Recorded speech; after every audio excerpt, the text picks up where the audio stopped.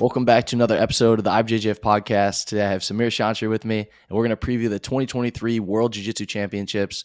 The event starts Thursday, June 1st, goes through Sunday, June 4th at the Walter Pyramid in Long Beach, California. You guys can watch all of it on flowgrappling.com. Samir, how are you doing? Doing good. How are you? I'm great. I'm really excited to talk about the Worlds. I think the brackets got shaken up quite a bit as the professor correction deadline approached, but let's start with middleweight. This is one that had some new names added to it. Of course, we have the King, Tynan Dalpra. We have Jansen Gomez, who was a medium heavyweight champion at the Europeans. We have Mauricio Oliveira, Tai Rutolo. This division is going to be insane. Just want to get your initial thoughts on the list of athletes at middleweight. Yeah, you said it all. You said it all. We have a king in that middleweight division, Tynan Dalpra, and everyone wants a chance on the king, right? So everyone wants to take a chance on the king, and it's interesting though, like because at Pans we saw a smaller division. We saw different athletes in that division. Yeah. Now we see guys like blowing up that division, like Tai Rutolo in that division made everything super exciting. Yes. And I ever since he got into that division, I was trying to picture that fight, and I was like, that's gonna be interesting, that's gonna be interesting because the clash of styles there is just it's something that I really wanted to watch. Two completely different styles. Ty's going to put a lot of volume into that match. And if Tynan is not ready for that much volume, it's going to be an interesting match. It's going to be an interesting match.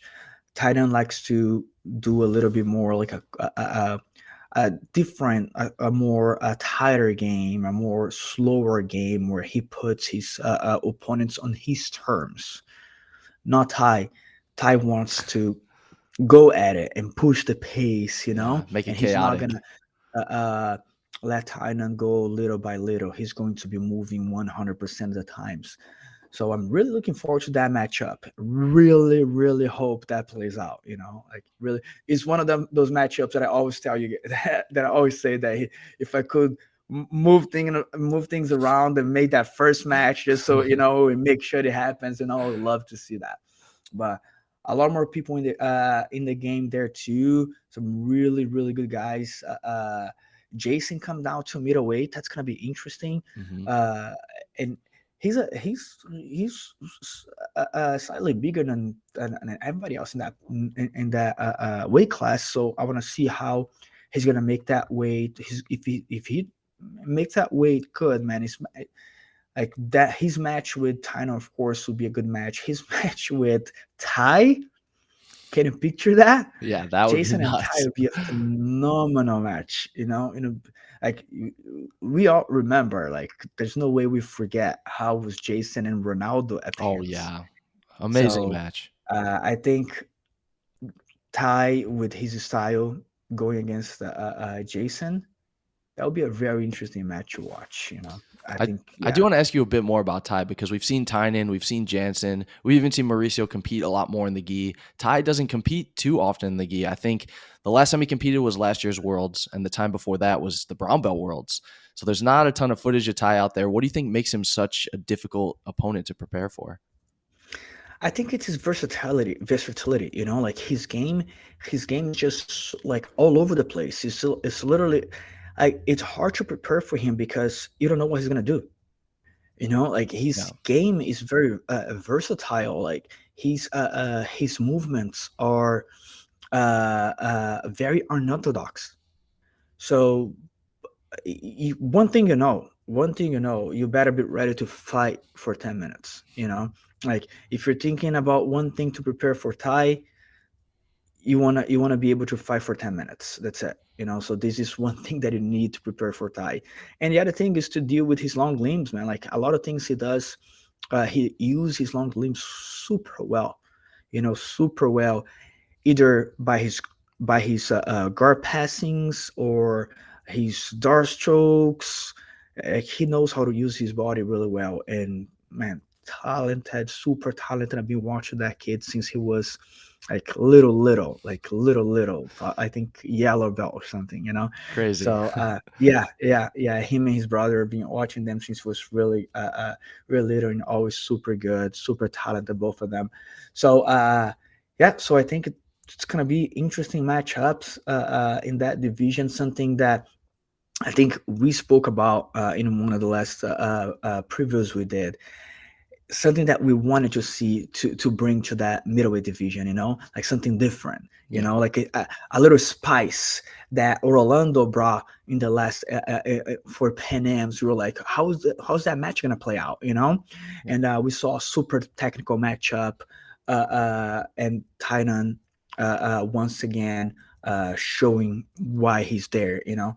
And now at once we got Jason, and we got Rolando, and we got Mauricio, and we got, you know, like Ty. So at once we're gonna get a lot of really good guys there that might give a different matchup for us, might give different matchups, different styles that we're gonna see how it's gonna play out. How is Titan Games gonna respond to them? You know, like to those styles. Yeah, that's going to be an incredible division to watch how that one plays out. Another one that kind of got shaken up a little bit is female featherweight. We have 2022 world champion Bianca Basilio returning. We have Anna Rodriguez, who's done incredible in the featherweight division since she's gone up. And now we have Natalie Ribeiro, who's cutting down to featherweight for the first time since 2019, throwing a wrench in that division. So all of matchups between all three of those, plus there's some other tough girls in there. What are your thoughts on Natalie dropping down and how that affects the featherweight division? Man, Natalie, she's awesome. Her game is great. I think I always say like how her top game super high, her bottom game, her spotted guard is amazing. Uh, and she's a very athletic fighter too, you know. And she shows that athleticism in the lightweight division. So going to featherweight with the level of athleticism she has, and she's taller than a lot of the other girls in that division too. So she'll bring some interesting matchups to that division. And of course, if you ask me, I would love to see her match with Anna Rodriguez. Yeah, You know, definitely. Anna being the current champion, the current two-time champion. Uh, so and Anna with a impressive record. That's gonna be a great matchup. And the the current champion, actually, right, for that division, Bianca Yeah. Basilio. Uh, that's a really good division, man. That's a really good Yeah. division because I'm a big fan of Bianca Basilio. Uh, uh, uh, been watching her since I think purple belt or blue belt. Uh, like the amount of drive and heart that she puts into her fights, you know. So and Natalie, the other way around, she's very like her game is very calm and waiting for the right opportunity to really speed up, you know. So it's a different styles playing out there. I think Margot is really good too. I think we do have a lot of really good competitors in that division.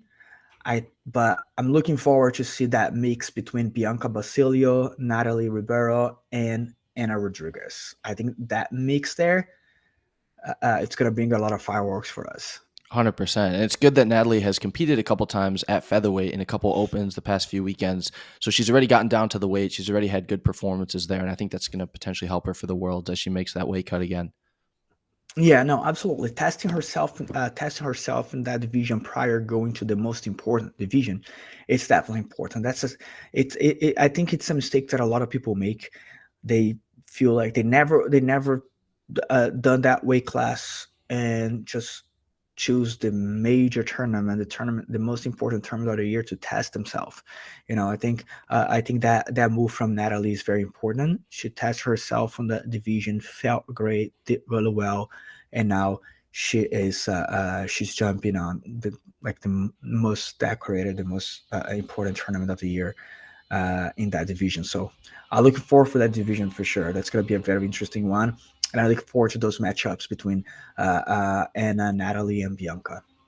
So we got to talk about the lightweight divisions, both male and female. We'll start with the male lightweight division. We got Mateus Gabriel in it, Jonata Alves, Jackson Nagai, Lucas Valenti, Espen Mathieson, Levi Jones-Leary, JT Torres is coming back. That division, I could go on and on. That division is crazy. Yeah. Just read off everyone on the list, everyone who signed up for it. But what thoughts on the lightweight division? I know we have some returning world champions in it, but I think guys like JT Torres is really gonna mix it up and help create some really interesting good matchups. Yeah, when JT signed up originally to middleweight, I was already excited. Seeing that comeback of GT, I think of course, everyone has their motives, but when he took some time off, I was like, I was so disappointed because I love watching JT, man. Yeah, he's amazing. I love watching him, like his game, and he had just won Pan Am's, I believe, in 2018 or 17, something like that. He had just won, and then he slowed down competing, and I was like, man, and then looking at this divisions, how division changed after that time, and I'm like, man, with JT here, that'll make things interesting too, you know. And then seeing him sign up to the middleweight, I was like, whoa. And then seeing him drop down to lightweight, I was like, whoa, you know, like him in the mix, him see him in that mix, it just made the division even more interesting. I remember last year we did when we did a preview for the lightweight, we were like blowing out, we were like, you know. And this year is the same, man. Like this year is the same.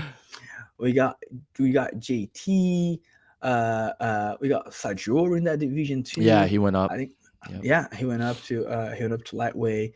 Mateus Gabriel coming back too. There'll be some really interesting match. Nato Schwang is a guy that's I really like seeing competing. Really good game. I think he was just runner up at Brazilian Nationals, right? Yeah, and Europeans too. Yeah, and Europeans, yeah. So he's always there, always put up some good fights. Lucas Valente, after that stellar performance at Brazilian He Nationals, did amazing, incredible performance by Lucas. Yeah, incredible. And one thing that I seen him changing little by little, I think his aggressiveness on his fights, like hunting more submissions. I think that's rewarding him so much. You know, like a lot of times I would see him with a more passive game. Now I think he's more aggressive, and it's paying off because, like I've said that before here. Uh, Luca's a guy that it's super hard to score against him. Like I see his matches, and scoring against him is a nightmare. Like if he pulls guard, like passing his guard, it's like It's all off the you know. table. Exactly. You know, so if he starts winning, it's gonna be very hard if he's on bottom to someone to score against him. And then, but he's putting that together with an aggressiveness of like hunting for submissions, and now his deadly footlocks that he's been putting out.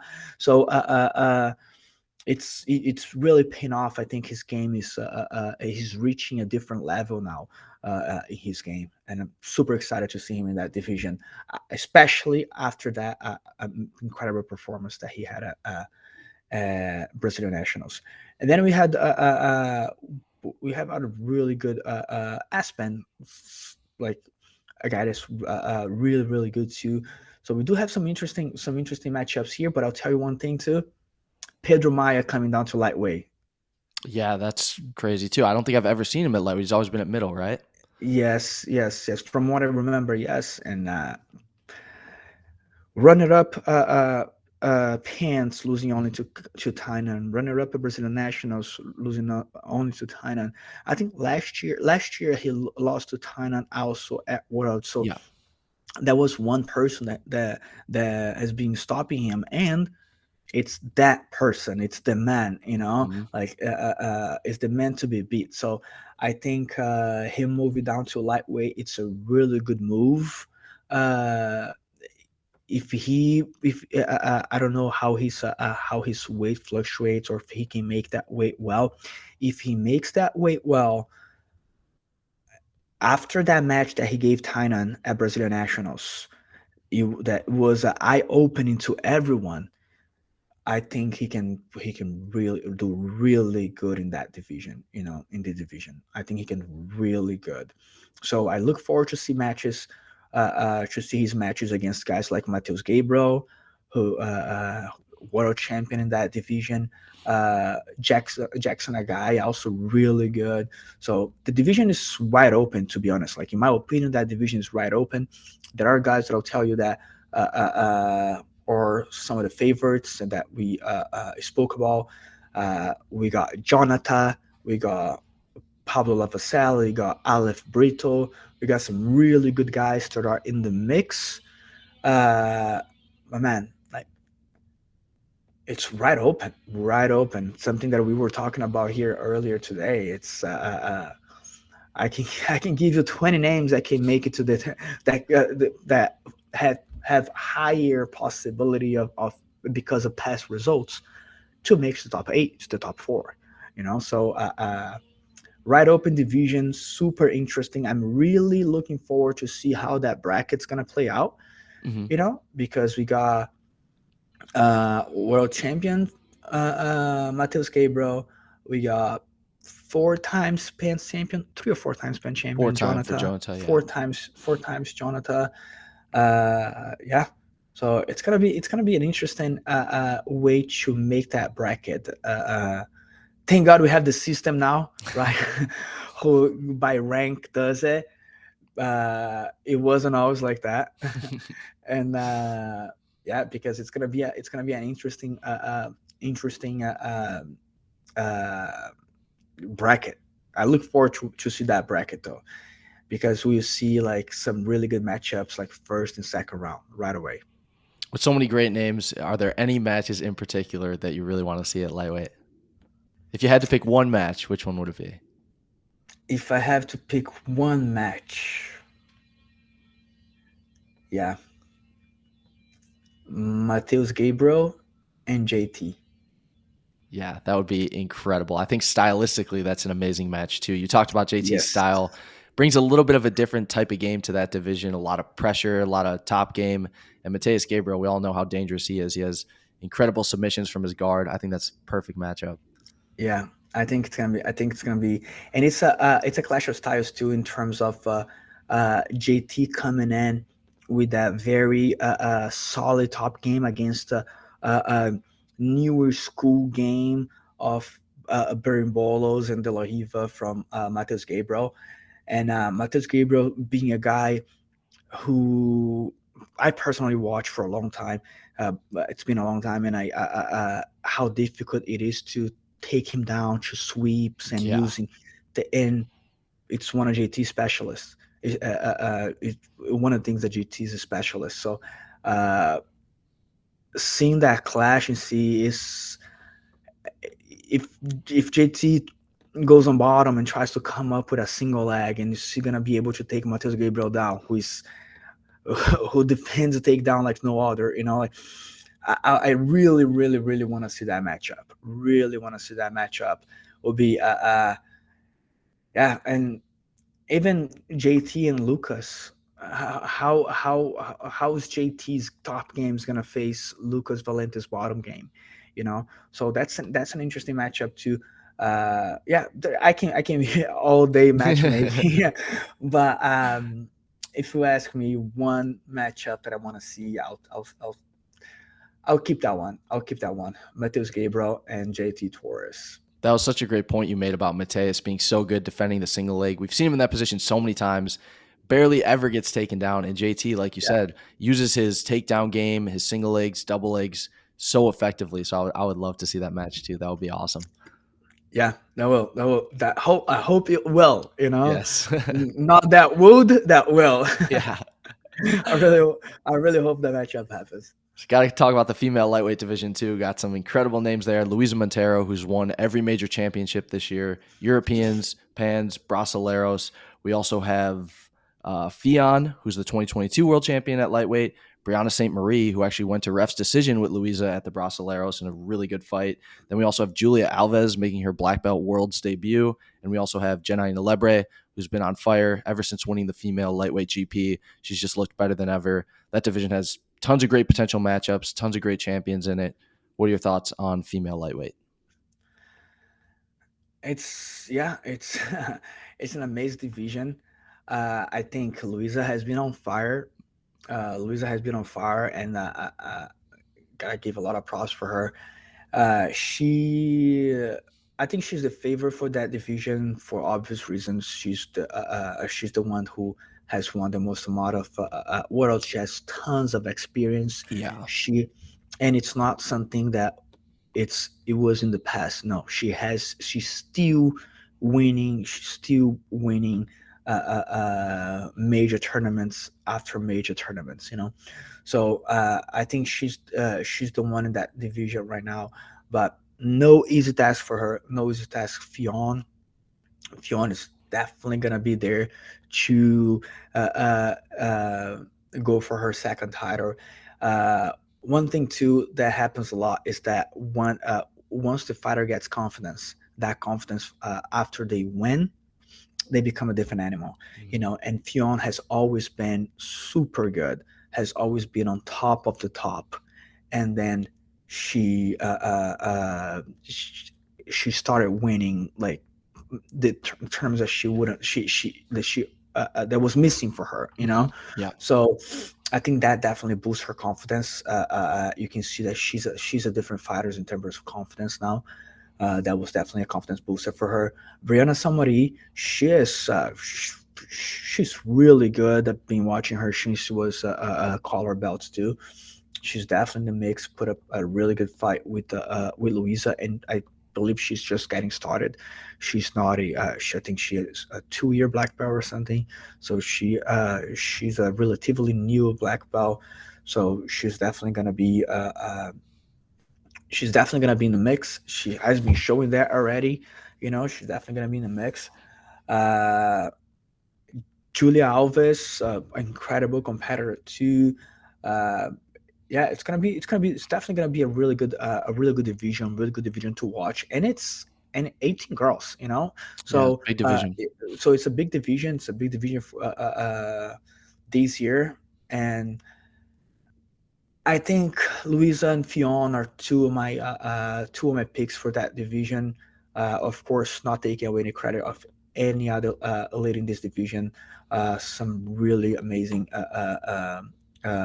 fighters here, but I do think these two uh, um, are gonna be in the top there, fighting for who's gonna be the 2023 world champion. Yeah, it could be a repeat final from the Pans. They had a really great match pretty Yeah, recently at the Pan Ams. Louisa came out on top, but like you said, Fionn has that confidence now, has that world title under her belt, kind of going up against the experience of Louisa, who's been at the top of the game for over a decade, which is mind yeah. blowing. Yeah, it is. It is. It is. It's crazy how she's still competing the highest of the highest, not only level in terms of competition, but with herself. Hmm. Like physically, technically, she's on the top. She's on the top of her game. It's not that she was so much higher and now she's declining and she's still kind of like that, which we see sometimes. We see a fighter that's so much higher than everybody else and wins, and then he's declining but still winning. I don't think I'm seeing that with Luisa. I don't think we're seeing that with Luisa. We're still seeing her on top of her own athleticism, her own technical aspect. She's still right there with herself. So which is really impressive considering how long she's been on the top. Yeah. So I want to move on to a male medium heavy. I feel like this is another division where I could kind of just read everyone who signed up, but we have world champions Gustavo Batista. We have Isaac Bayenz, who's also a world champion. Andy Murasaki has moved up to medium heavy. We got Mateus Spirandelli, a Brasileiro champion.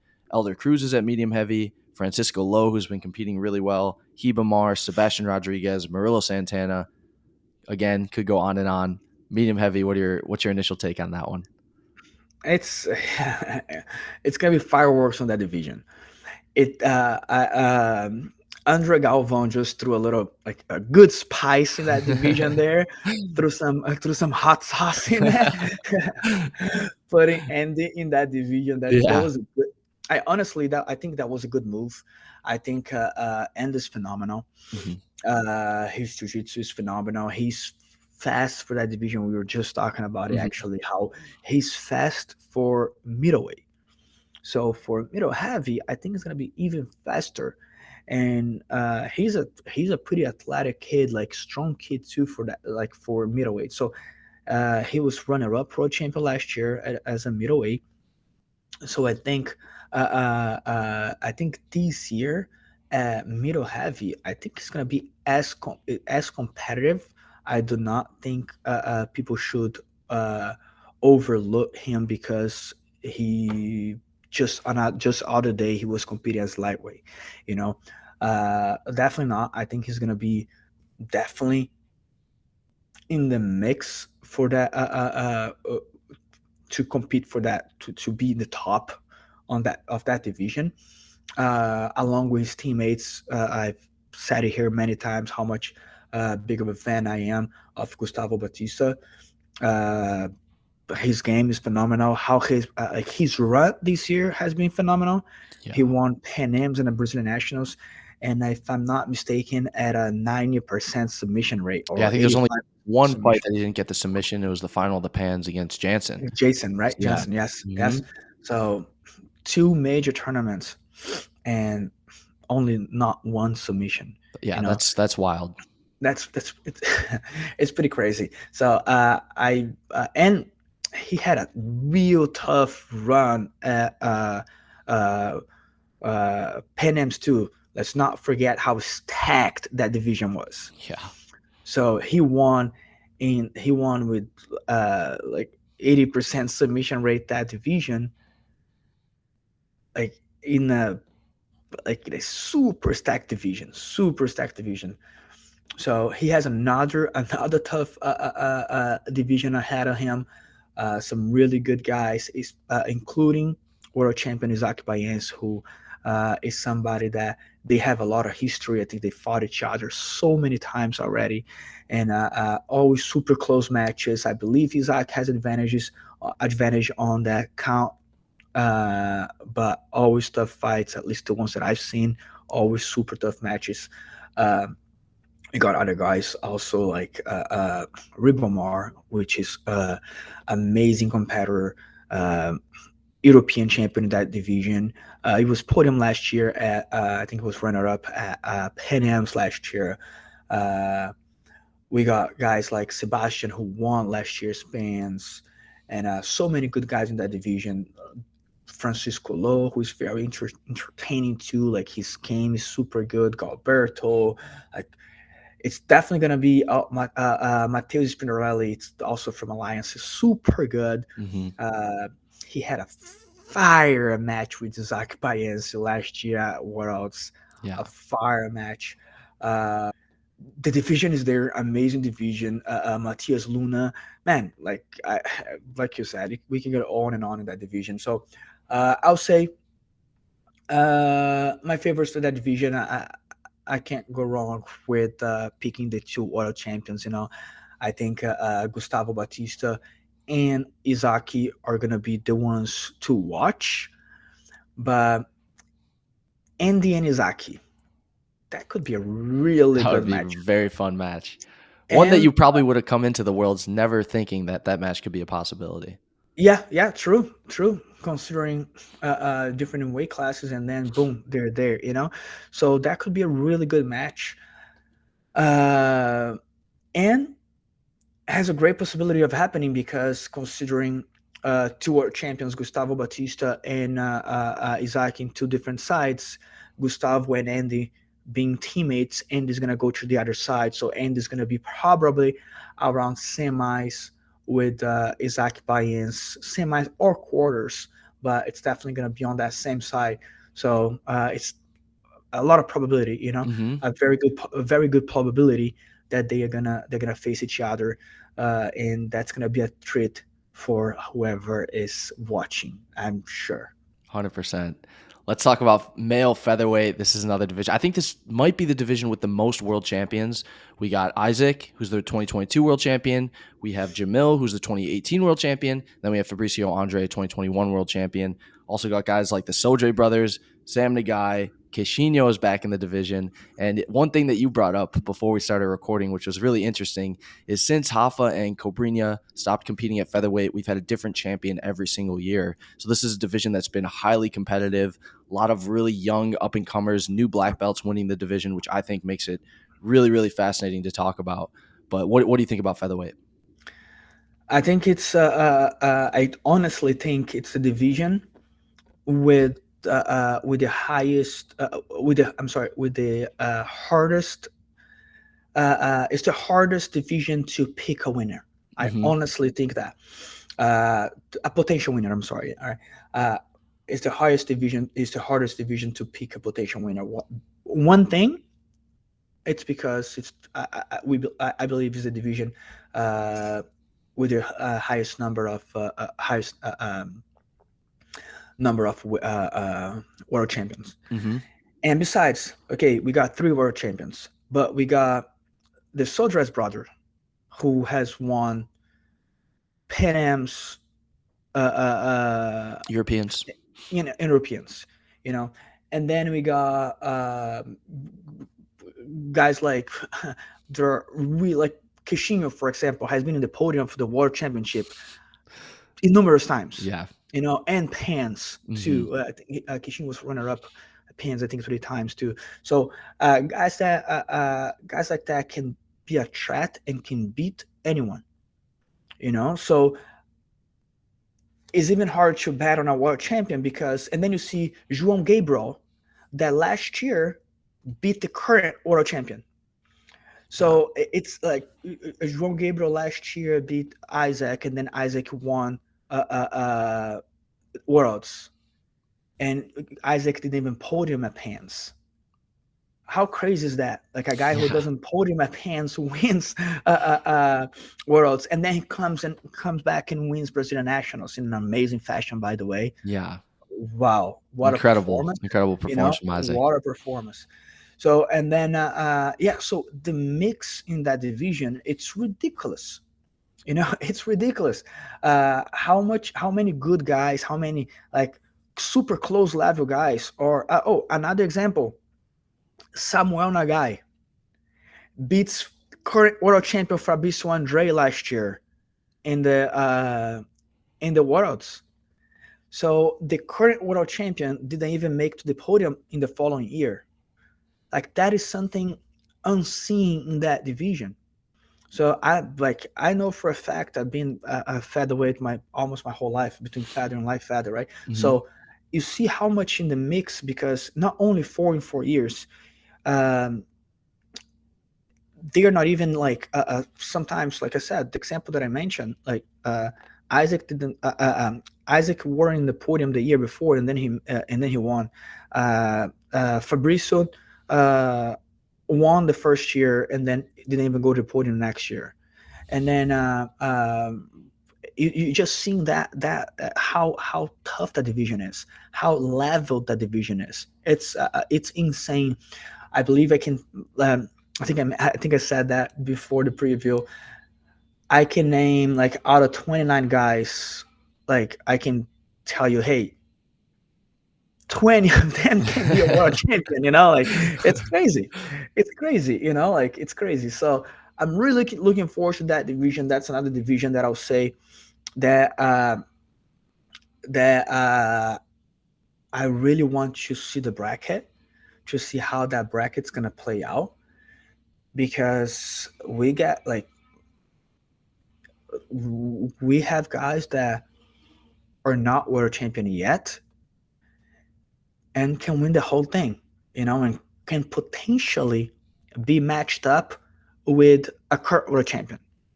You know, look how crazy it would be. Like, I would say, hey, Queixinho, imagine a potential Isaac and Queixinho first match. Yeah, that You could know, realistically be a very it, early it, round it match. is. It Mhm. is, it is, it is, because Queixinho hasn't been competing as much. He just recently competed at a San Diego Open and finished all his matches. So he can definitely be a first round with Isaac. Imagine João Gabriel and Fabricio first round. You know, and Crazy. by the way, imagine that match would be Yeah. that matchup would be crazy. Very That's definitely interesting a matchup clash of that styles. Yeah. that's definitely a matchup that I'm looking forward to because both of them like to stand up, you know. So Hmm. they both are guard passers. That'll be a crazy match to watch. Crazy, both very physically strong too. Yeah. Great So takedowns, like you said, like to stand up. It'd be yes, awesome. yeah, that'll be an awesome matchup. So and Fabricio is like one world slash the year before, Hmm. you know, and it's a potential matchup. You know, it's a potential matchup. So I'm really looking forward to that match. That will be mark my words, that will be in that division. That will be crazy first rounds. Crazy first rounds. Uh we'll see Samuel Nagai, a guy I don't think he hasn't won major tournaments as a black belt, but look, last year, last year he beat Fabricio Andre, the current world champion. That same year, he no, the year before he beat Isaac Yeah. The at pans. Pans, Hmm. which is a current world champion. So, what world champion would like to get someone a guy first round? You know, so it's gonna be an amazing division. I'm really looking forward to that bracket because I want to see them. I want to see the matchups. I'm definitely gonna see some. We are definitely gonna see some interesting first rounds. And hey, don't blink on that division. There'll be explosive matches from day one, from like round one. Really looking forward to it. Another thing that's really interesting about featherweight is the 2021 world champion Fabricio Andre and the 2022 world champion Isaac Doderline have not had a match yet. That could be a really cool, interesting match. What do you think about that Yeah. one? Oh yeah. Oh yeah. That'll be an amazing matchup. That'll be an amazing matchup. That's yeah. That'll be an amazing matchup because for especially thinking about their styles too. You know, Hmm. Isaac pulling guard. Fabricio likes to stand up, like to pass with some great guard passings that he has. That'll be a very interesting matchup that we could have seen last year, but somehow a guy got in the mix there. Like I said, Yeah, uh, uh, that's the thing. That's the thing. That's very interesting that you point out. Like two world champions not facing each other. That means there are a lot of people in the mix. You know, there are a exactly. lot of Yeah. people in the mix. So that could they. So let's see. Fabricio, it's so hard. It's so hard to predict. I was going to try to see one, two, and three, and try to see uh, who could. They're probably going to be different sides because Isaac's the current world champion. Fabricio's on the other side. Alex has Uh, made two finals this year, so he made the final at Europeans against Fabricio, made the final at Brasileiro against Isaac. He'll probably be a very high seed too. yeah, yeah, he's probably gonna, number four. He's probably going to be with Isaac on the same side as Isaac, uh, and then and then uh, um, and then it could be Fabricio and Jamil on the other side. Yeah, that's another good match to it. I remember they fought at Pan Am's. Jamil won, I think, by one advantage. Yeah. It was first major tournament from uh, Fabricio, Fabricio as a black black belt. belt, if I'm Yeah. not mistaken. Yeah, Hmm. so it was definitely a good match. It was that tournament that he showed, hey, I'm here. You know, Yeah, he so it fought was definitely a Queixinho good that match. year too. That was an amazing match too. Yeah, and then he won Worlds right after. So, Yeah. yeah, so that'll be a great matchup. Potential finals, I think, because of their seed in the bracket. So and it's definitely can help. It definitely can happen. You know, it's definitely can happen. But it's just so hard to predict anything in this bracket, man. It's gonna be so hard to predict anything in this bracket. I think there will be some upsets because with this level of athletes, with this level of competition, there's no upsets. If anyone tells you like, "Oh, do you see the upset in featherweight?" You know, like just say, "Hey, there's no upset. There's Yeah. no upset." You know, like I just gave you a bunch of examples that upsets that happen. So when upsets becomes recurring, they're not upsets anymore, you Exactly. know. So there is no upsets in this bracket. Anything can happen. Anyone that points out favorites here, I can tell you otherwise because I can prove with facts. Oh yeah, so Isaac's in a great run and this and that. Yeah, but he wasn't a great run and he didn't win. Oh, Fabrizio has been doing amazing. Yeah, but he, so there are just so many things that can happen in this division. And the amazing thing, this division is really super leveled up from the top. They're leveled up right here. They're not leveled up right here. They're not leveled up right Yeah, here. They're leveled up right here. very top. Everyone is doing amazing. Everyone is being really professional. You see that their level of technique is amazing. The level of athleticism is amazing. The level of professionalism is amazing. So, really looking forward to that division. Definitely. Uh, it's of course there's a little bit of too because this is the division that I fight. This is the division that I've been always fighting my whole career. But this is the division that I'm most looking forward to. It's going to be incredible. And we've pretty much talked about every division we've talked about. We've mentioned that we can just go on and pick multiple different winners. All the brackets are so stacked. So now let's talk about the open class divisions. These, of course, can be very stacked. We'll start with female. Gabrielle has been the queen of this division. She's won every major tournament in the open class multiple times, done it 2 years in a row now, and she has some really good potential matchups. She's got Nachiele De Jesus returning. She'll be competing at heavyweight, excuse me. And we also have Amy Campo, Anna Vieira, who's a multiple time world champion. I feel like those are the 4 top names in the division, but just want to get your thoughts on that. Whether or not you agree, who else you could maybe add to that mix? I definitely agree with these four being some of the favorites. We do have other ones that can definitely be in the mix. I can name you a few, but I do feel like those one are top in that division, as potential winners for the open class. Would like to point it out two absolute champions in that division, Gabriela and Natiali. That would be definitely the match that I wanna watch. Natiali coming back, and then after a couple years out, Natiali coming back, and she came back in a great fashion, winning the Absolute GP, the Yeah. IBJJF Absolute GP, beating Ana Vieira, which has been like flawless lately, winning uh, all the major tournaments. Mm-hmm. So that's definitely a match that I want to watch. Uh, Seeing the one that was winning the open class before Gabriele arrived in that division, as Naciali was out pregnancy, and then now Gabriela came. Gabriela is now the queen of that division, and there's no other way to say. She has been probably one of the most dominant athletes ever. Uh, two double grand slam, uh, two consecutive double grand slam. That's unseen. Yeah. Never been done So before. That's yeah, absolutely incredible. It's an amazing it accomplishment. is. It is. So a lot of other girls that I could point it out. Elizabeth Clay, Yeah. Talita, some really good girls that are definitely. I think Talita was runner up now at Brazilian Nationals, right? Yeah. Uh, And uh, Europeans.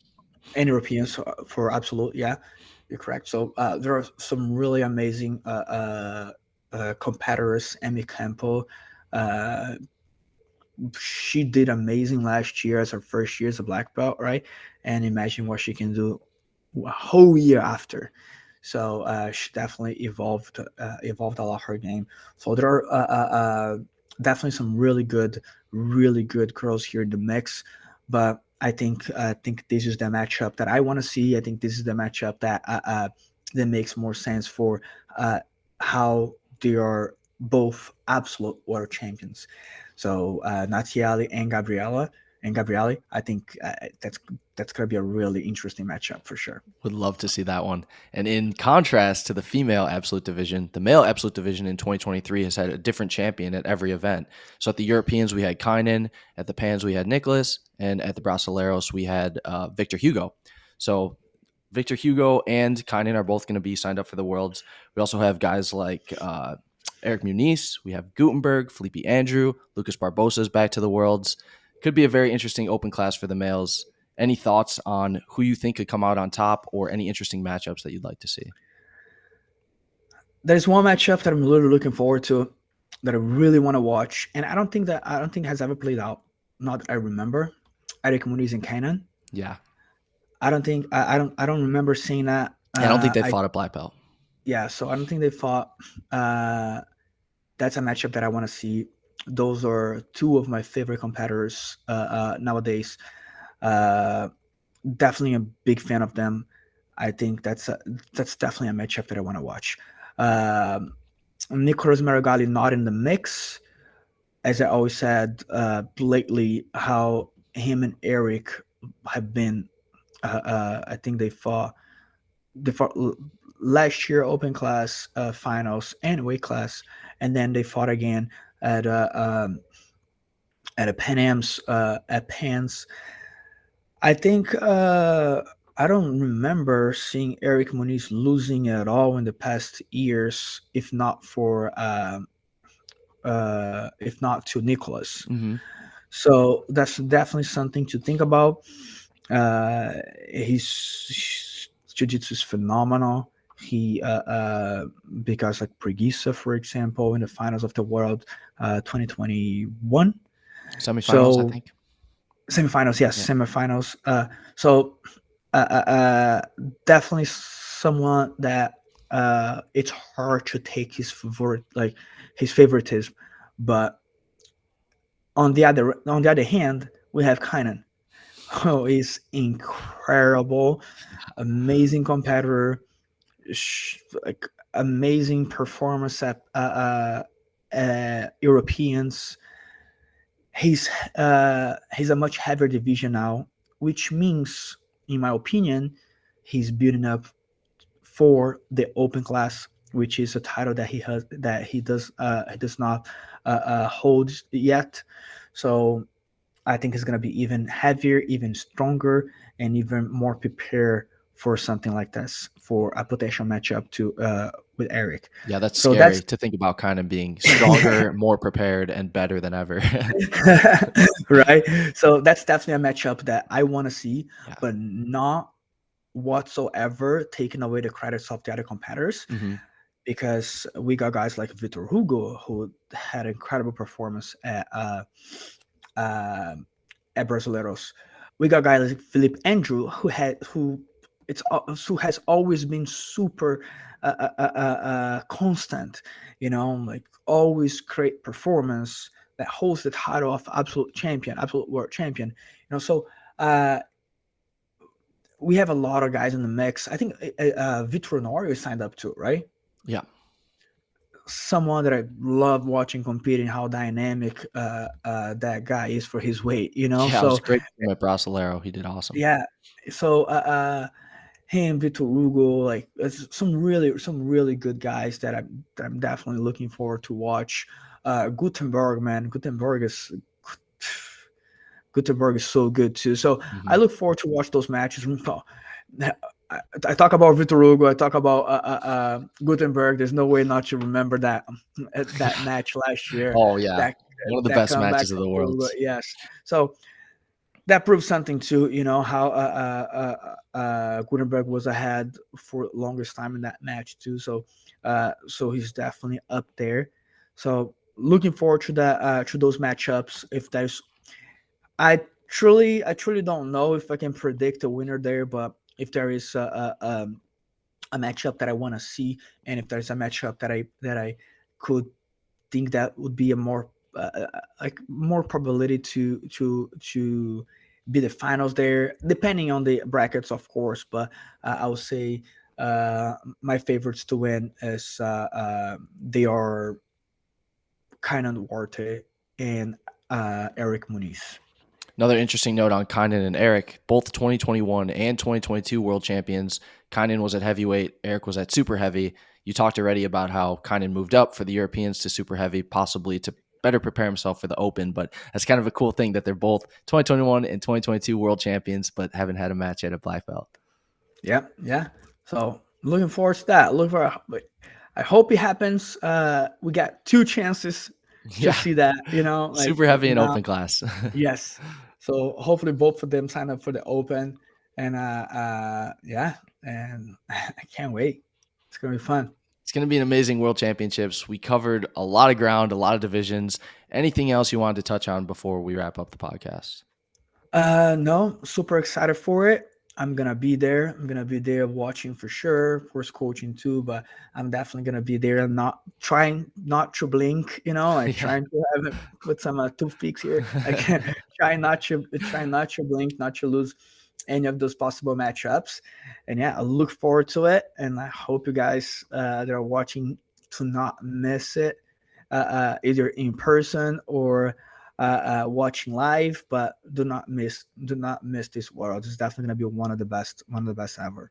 Really appreciate your time today, Samir. As always, like Samir said, we hope we can see you guys there at the Walter Pyramid. If not, you can watch all the matches live on Flow Grappling. The event starts Thursday, June 1st, concludes with the Black Belt Finals on Sunday, June 4th. Thank you again, Samir. Thanks, everyone, for watching. We'll see you guys at the Worlds. Take care. Thank you, Danny. Thank you, everyone.